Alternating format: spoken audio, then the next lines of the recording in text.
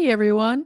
Happy Thursday. Welcome to So What, the Marketing Analytics and Insights live show. I'm Katie, joined by Chris and John. Howdy, fellas. This week with 100% less projectile vomiting. Oh, man. It was like worse than UMass drinking last week, I tell you. I'm like so glad. We're back. We're back. Oh, my goodness. What a welcome back. This week, we are talking about Matomo Analytics and setting it up.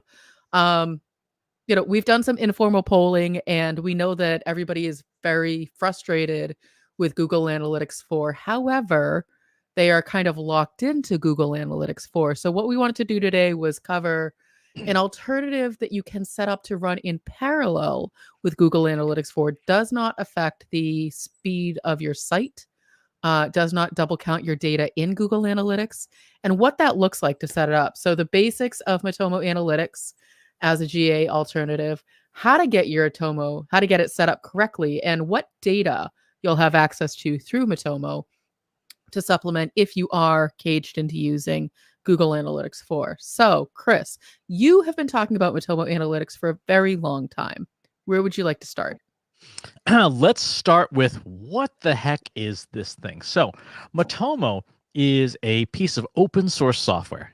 You can find it at matomo.org, and you can use it a couple different ways. You can use their hosting service, which you have to pay for. You can also run it on your server if you have a server internally.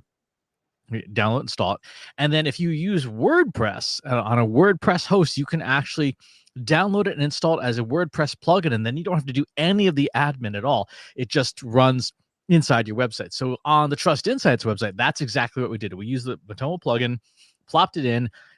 We used WP Engine as our host, so it is robust enough to handle the somewhat extra load that it adds to your site server, and it just runs.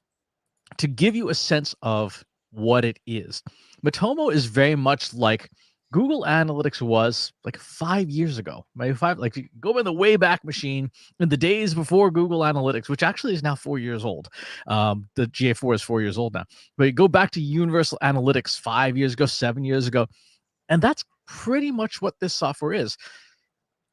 I think for companies that don't have huge analytics requirements, this is a great drop-in. It might even be your first choice for analytics. I think about, for example, my martial arts teacher at the Boston Martial Arts Center. He doesn't need all the bells and whistles of GA4. He doesn't need to have Tag Manager and Looker Studio and all that. He just wants to see how many people came to my website and how many people signed up for to take a class. Even at Trust Insights, we don't do anything that is so crazy and arcane that we would need the full power of GA4 and the e-commerce measurement stuff. Like you can buy courses from us. You can hire us to work with you on your analytics and data science and AI, but we're not doing anything super, super complicated. We're not running a mobile app in parallel and trying to figure out all these different things. No, we just want to know who came to the website and who did the thing. Katie, you've been talking a lot the last month or two about how to get the answers you want as a CEO. It's really hard to get them out of GA4. It is, and it's been really frustrating because we covered this a couple of weeks ago in the live stream. If you want to watch that episode, you can catch it on our channel, trustinsights.ai/YouTube. Look for the So What playlist. And even after that conversation, I felt a little bit more confident using Explorer within Google Analytics 4, but it was too many things to get to one single answer. I couldn't just put together a report and say, okay, this is what I'm looking for. And the questions I was asking weren't complicated. I wanted to know what external actions, what channels external to our website were leading to conversions. And it was a very tricky answer to get to because of how Google Analytics 4 is set up, because they're giving you 3 phases of their version of the customer journey. So you have the beginning, middle, and end. And you're like, okay, cool, but I just want to know last touch. Well, they're taking away all of those options for attribution and basically giving you data driven, which is, what they're calling, their attribution model, which gives weight first to Google Ads, which we're not running. So there's a lot of things to unpack in that, which, we did in that other episode. I just want to know, what are we doing that's working? And I feel like it shouldn't be that difficult to answer the question. And so I'm really, really interested to see what I can get from Matomo instead.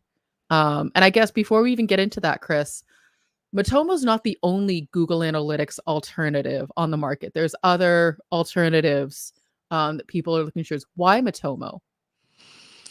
So Matomo, for a couple reasons. One, it is very low cost. I mean, for us, it requires essentially just a little bit more space and a little bit of technical know-how to install it as a WordPress plugin. If you didn't have WordPress, then the cost would be having someone deploy it on the server. Two, and this is a big one for locations which have privacy sensitivities. Matomo is hosted and run on your servers, which means you control the data, you control the tracking, you control what has access to it. So if you, for example, are in the EU, Google Analytics 4 still is not GDPR compliant, not fully. There are still issues with it.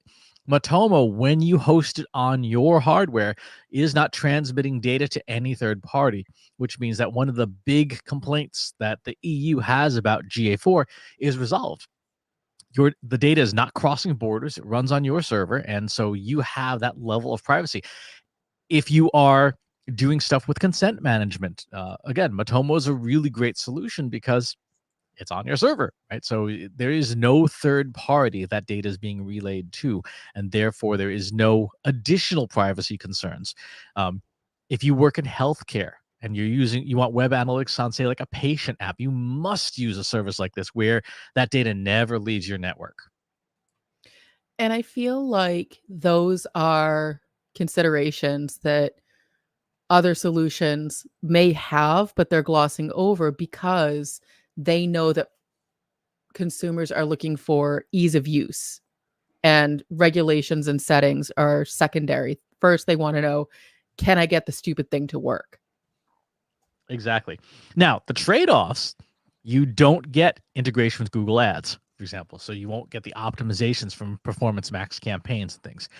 The attribution modeling is essentially last touch, right? So if you want to do something more sophisticated, you will have to get your data out of your Matomo database and build your own more sophisticated attribution modeling.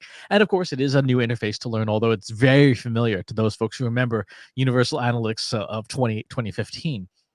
So those are some of the trade-offs you do make with this. And of course, it is something you have to administer. So if you accidentally delete your database, there's no one to help you. John, no touching the database. I know. No playing around in SQL to get it going.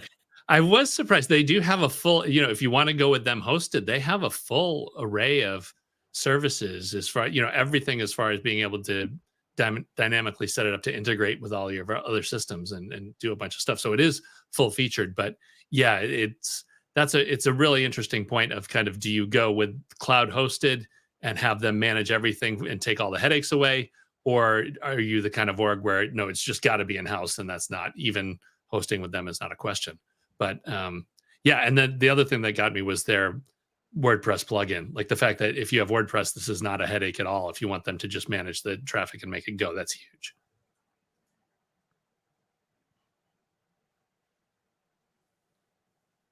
Okay, so let's dig into just the brief setup. So I'm going to assume that you were able to get it installed in some fashion. Again, if you're on a WordPress site, install the plugin. We're not going to go through server setup on a Linux server because that's a whole other episode. Yeah, let's not do that. Not right now. There's not been enough espresso today for that.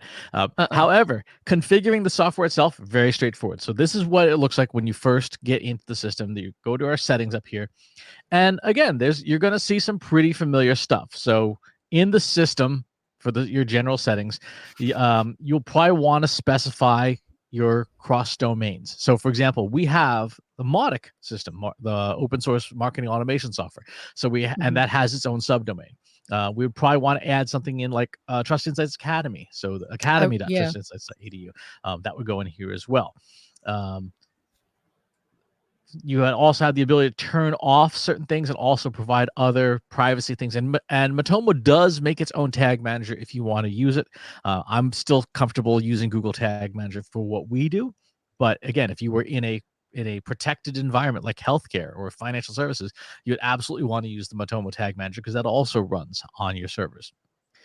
Well, and if you're running Matomo in parallel because you want to make sure you're collecting all of your data, but you're running Google Analytics already, does it make sense to keep everything in Google Tag Manager for both Google Analytics and Matomo so you're not running two separate Tag Manager instances?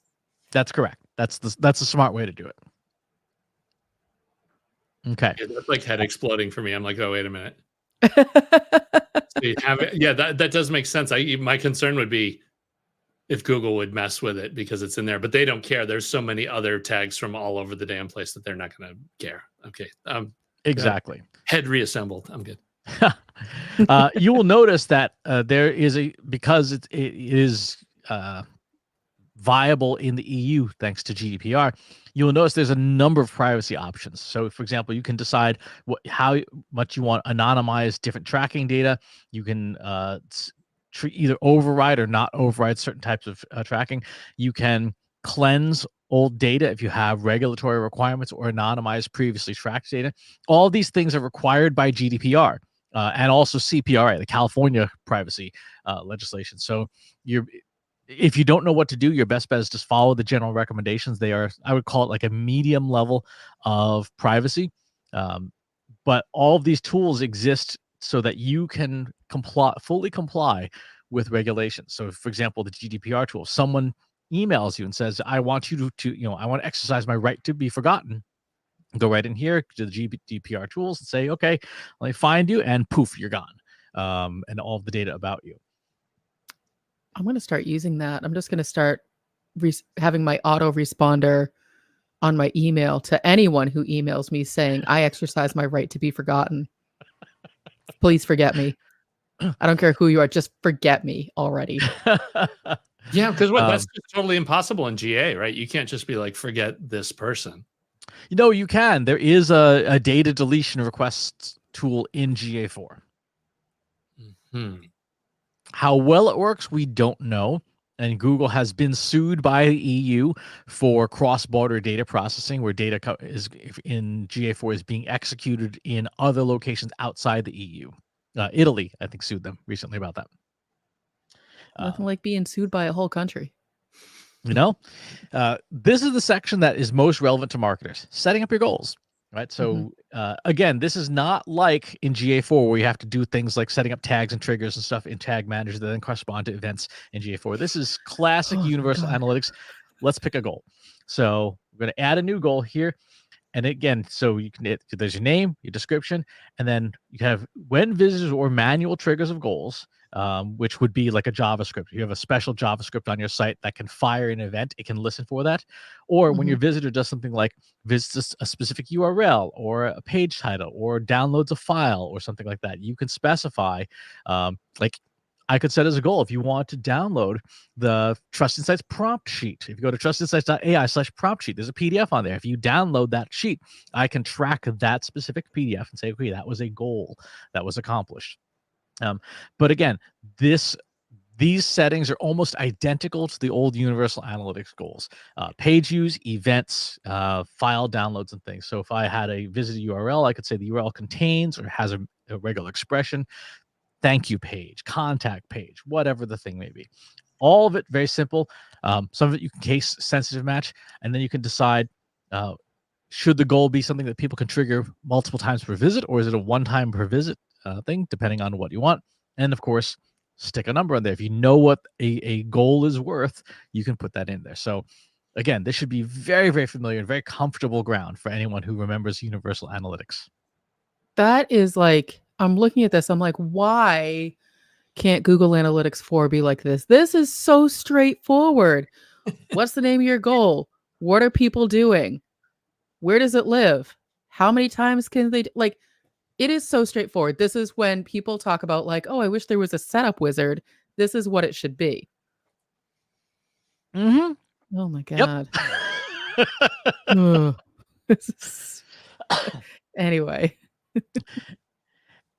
But yes, this is exactly what is happening. This is old-fashioned universal analytics. You can set up custom dimensions. So if you have specific custom dimensions you want to install, either at the visit level or the action level, you can put them in. And unlike Google Analytics, if you want to increase the number of custom dimensions, you can do that. You have to do it at the server level because custom dimensions consume extra bandwidth all the time because they're added to every visit. But you can do that. You can say, hey, go to the console, make more custom dimensions. The software doesn't care. It's your server. It's not their server. So you could put 400 custom dimensions. So it would probably grind to a halt. but the point is you can do that. You have the flexibility to do that. That's pretty cool. And then finally, your diagnostics. So you can say like, hey, something's wrong. Go check here, look at the log and say, did something, something appears to be broken? Is there anything that's going wrong with the setup itself? So those are tools because you are self-hosting it, you'd want to be able to know something's gone wrong and then call for help. You would contact someone like us, for example, if you wanted your Matomo thing fixed. So that's the setup. Again, super simple, super straightforward. It's GA from 2015. Any marketer who is reasonably skilled at universal analytics can dust off those skills and get up and running in Matomo in less than an hour, I would say. I want to point out the other thing that Matomo is doing really nicely that Google Analytics changed and is really frustrating. The labels on the menu are very clear and they are what they are meant to be. Measurables, privacy, diagnostics. I know what each of those things is or what I expect to be in there before I even click on it. Like, hallelujah, man. It is a big contrast. If you go in and you look at, the GA4 setup menu now, it looks like this. It's like, okay, Yeah. so that's a lot. It is, and you don't really know what to do with half of it, but you know it's all important and everything has its own other separate info descriptor menu. It's like when I was doing UX as a product manager, the big pushback we got was if it has to have one of those like info pop-ups, it's too complicated. How can we simplify it? Because if everyone has to look up every single thing on the page, you're doing it wrong. And Right. And there's literally one of those with every single thing. Every single thing. Yep. I'm just outraged today in general. There's nothing wrong with that. Okay, so let's go to the dashboard and let's see what's in the software. The dashboard itself, of course, this is your typical homepage, and if you want to, you can add and move widgets and stuff if you want it to be, customized. But again, the menus, like you're saying, very simple. Let's look at our visitors. Go to our visitors overview. One of the things that's really nice is they have very quick, just descriptive summaries. Hey, you had so this is yesterday. Let's actually look at you can do day, week, month, year, or custom ranges. Let's look at the week. From February 26th to March 3rd, 1,092 visits, 922 unique visitors, minus 68% compared to the previous period. 45-second average visit duration. So there's a lot of nice little narrative here where you can look at this and very quickly go, okay, I get a sense of what happened in the last week. This, by the way, makes total sense if folks are like, why does that look so bad? Well, because last week we were at Social Media Marketing World.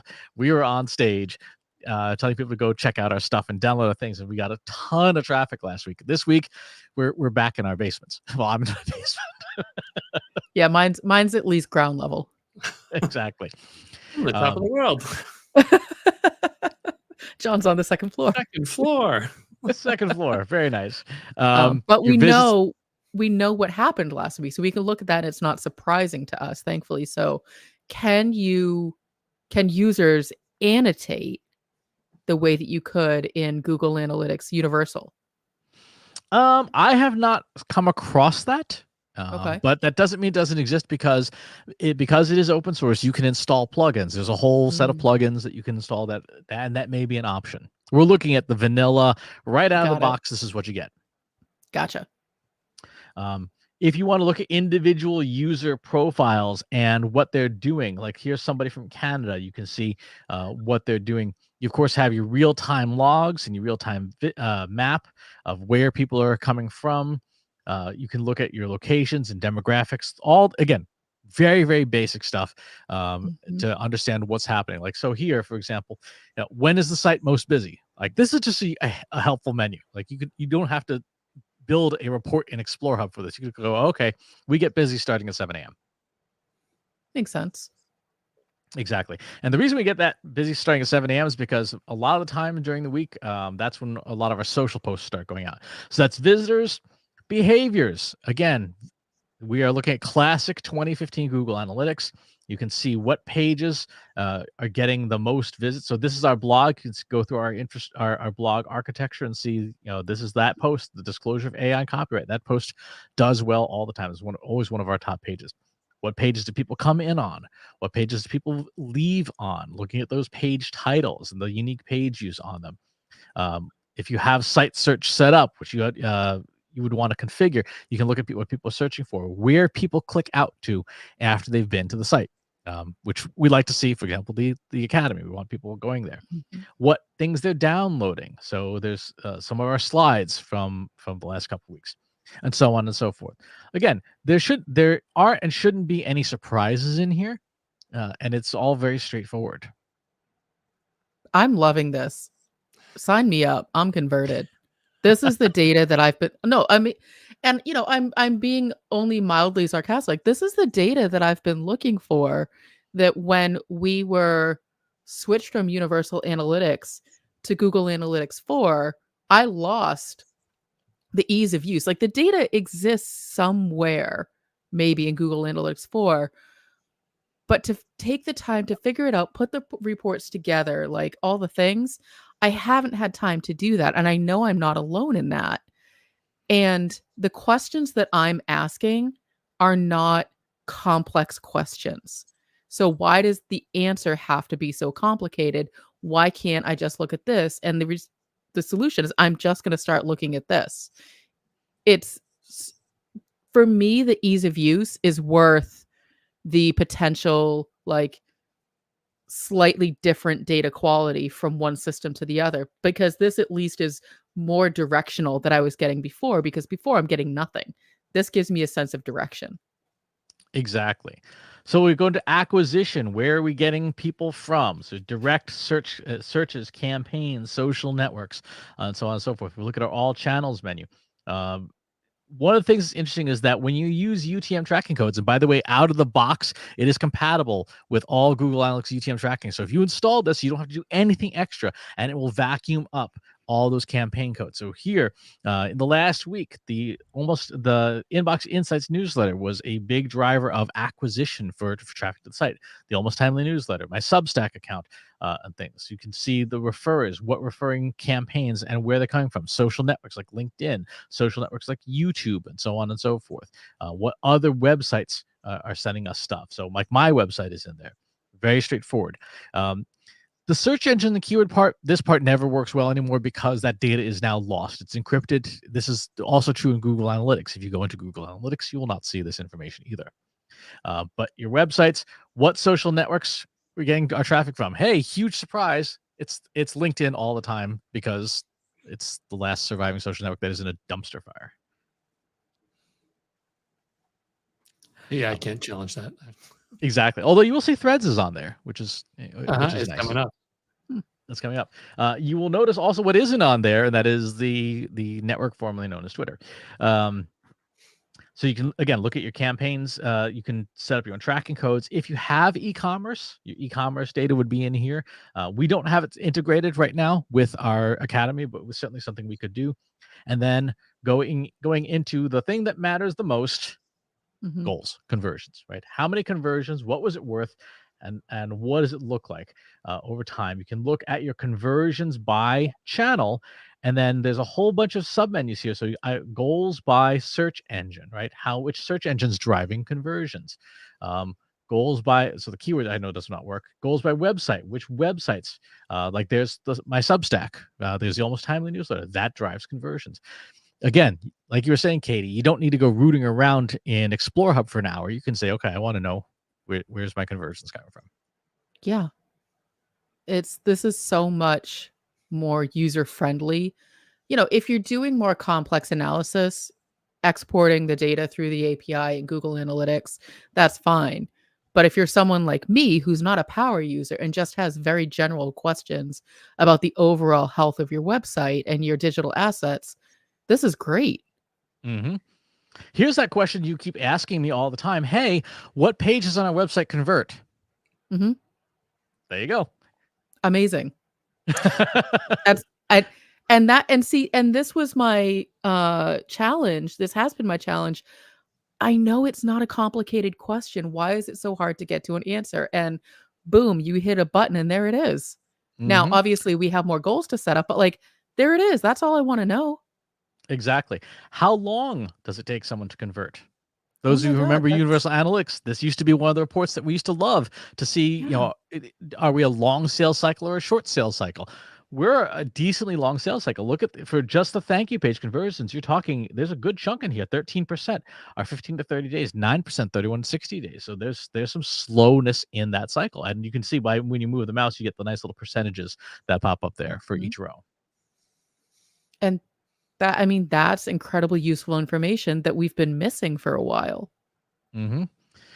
Visits per conversion. How many times does it take someone to visit to convert? So 40% of people do it, first visit, but there's a whole bunch of people who would take fifth.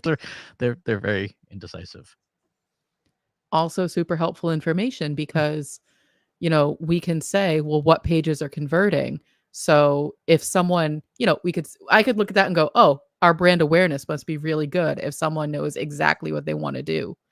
But it gives me more direction than I've been getting. I feel like I've been kind of flying blind because the data that I can get out of Google Analytics 4 just isn't helpful. It's not what I need. Mm-hmm. This one's super powerful. Device type. So you'll notice our desktop, smartphone, tablet.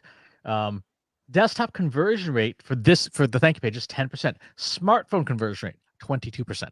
That means that if our site, thankfully, it is in good condition from a mobile perspective. If it was not, we would be losing a crazy amount of conversions because more people convert on their smartphone on a percentage basis than they do on the desktop by double the amount.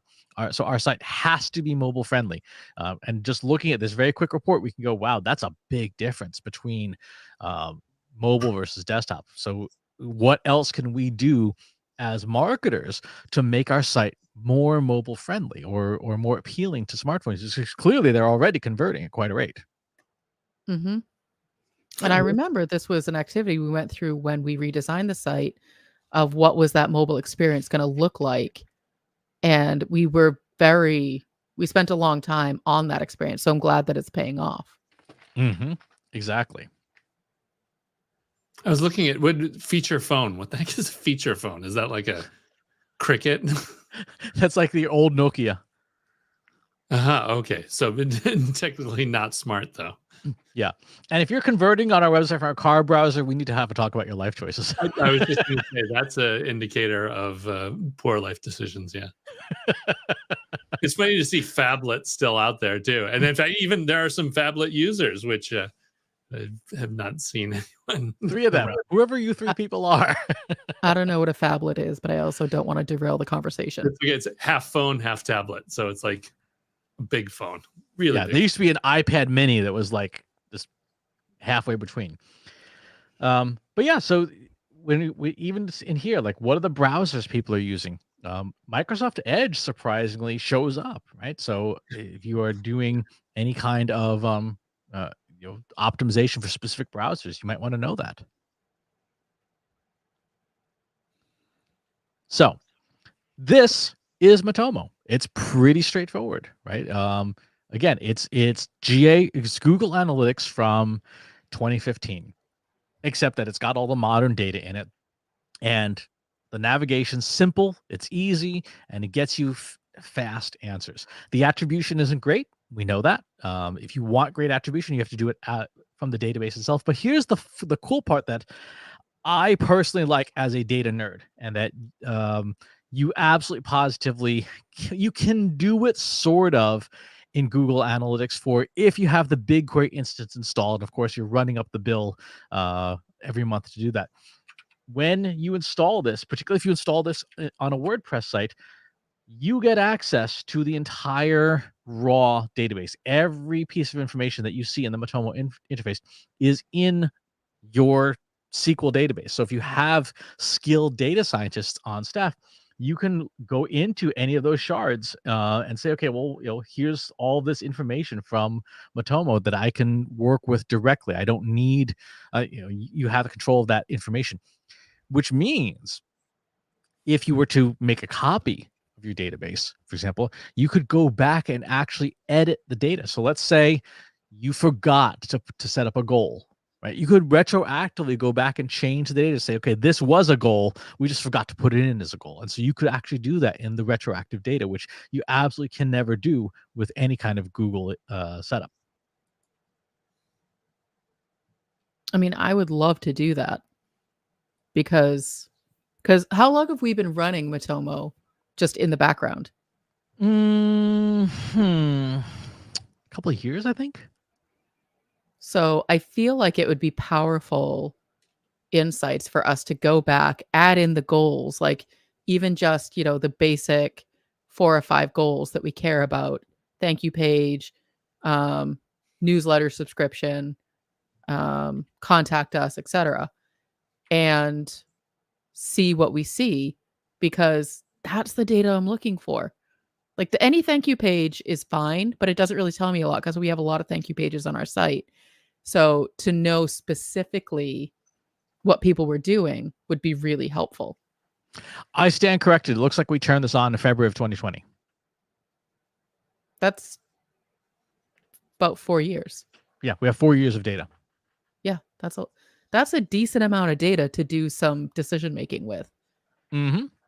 So I think that our next, when we have free time, we work on getting this all straightened out and set up, because I'm looking at this as my new savior.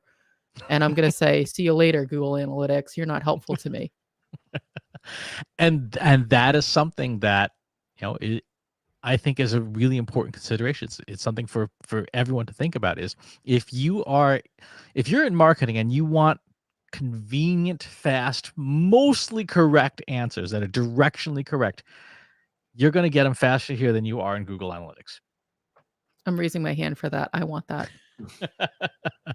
Well, and because you're always going to run into questions of, is the data accurate? How accurate is the data?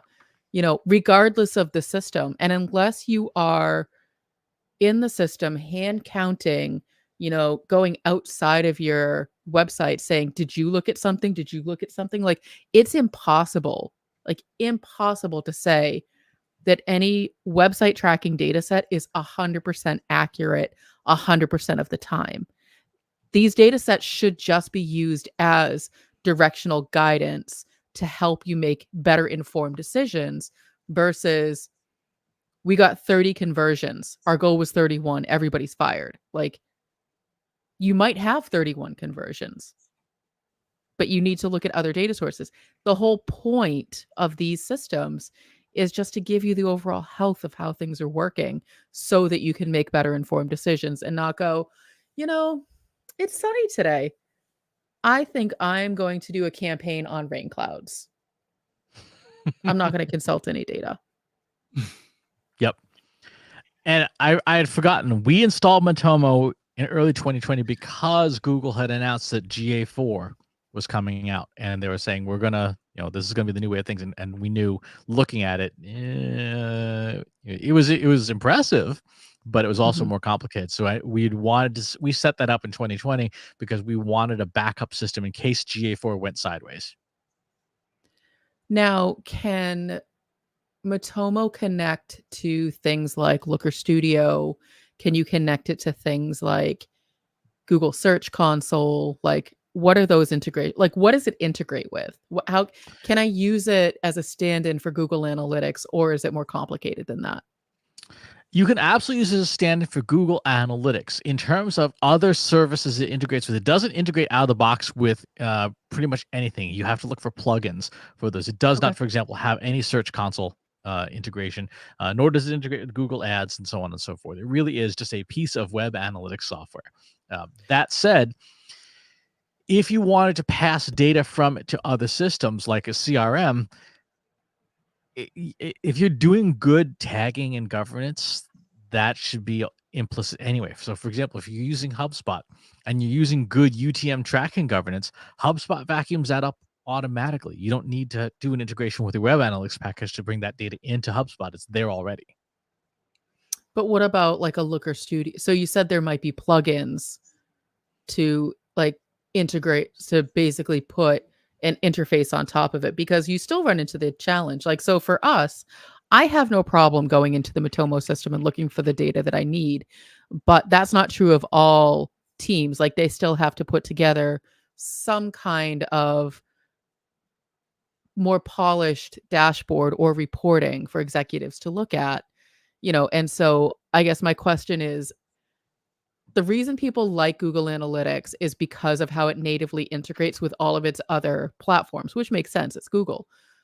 If we're encouraging people to look at alternatives, they still have those other pieces of the equation to consider, such as dashboards and search console and ads. So what do we advise them to do in that situation?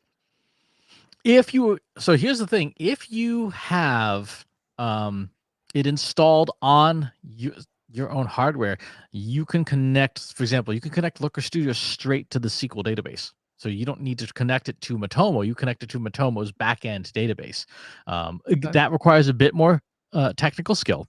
Sure. If you go into the Matomo plugins library, there are the ones that are blue cost money, the ones that are orange do not cost money, and there is pretty much a plugin for just about everything, including importing your Google Analytics data into Matomo, which, by the way, is a great thing to do if you want to back up your old Universal Analytics account that's going to go away this year. This is one of the best ways to do it. And there's even, if you wanted to, if you were so inclined, there is a ChatGPT plugin that connects Matomo to ChatGPT so that you can ask questions with ChatGPT of your Matomo instance. I saw a Twilio SMS. This is something, John, you like to experiment with SMS marketing.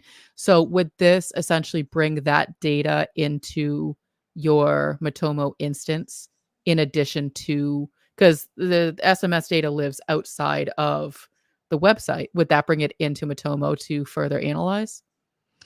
So this goes the opposite way. This allows you to connect Twilio to have Matomo text you.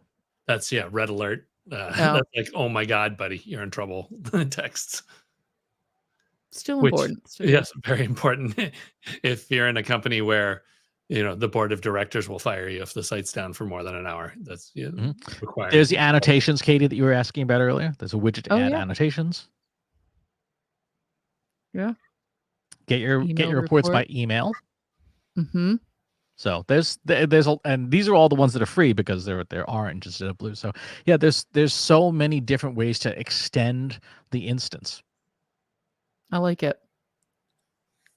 I like it a lot, and I'm going to spend some time learning more about Matomo so that I can be using it, because I'm all for the ease of use. I mean, we're all busy. Everybody has a lot of things on their plate, and the burden that Google Analytics 4 has given us to learn the new system is just too big.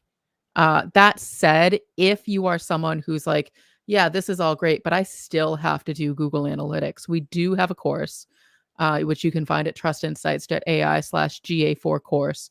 I believe it's 7 or 8 hours, self-paced, lots of modules. We go really deep into the technical pieces of how to set it up, how to use it. But if you're like, you know what, I just want to set up Matomo, I think it's great, I could use some help, trustinsights.ai/contact. John Wall, chief statistician, all around nice guy. He's going to walk you through it. He'll get you set up with some help. Yeah, I'm in. You've sold me on it. I mean, just seeing that the menus are labeled intuitively, like, I'm in. That sold me. Doesn't take much. Exactly. Exactly. So that is Matomo. I would encourage, again, if you work in a situation where you have a highly regulated environment, where privacy is mandated, where you want ease of use, where you want low cost, but still flexibility, it is a great piece of software to run in parallel with your existing analytics installation.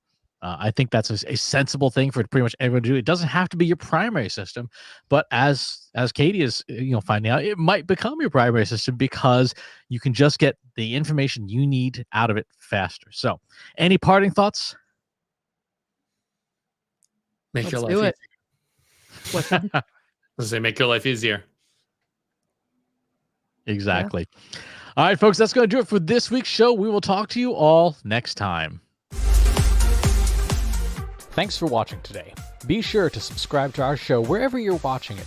For more resources and to learn more, check out the Trust Insights podcast at trustinsights.ai/TI podcast and a weekly email newsletter at trustinsights.ai/newsletter. Got questions about what you saw in today's episode? Join our free Analytics for Marketers Slack group at trustinsights.ai/analytics for marketers. See you next time.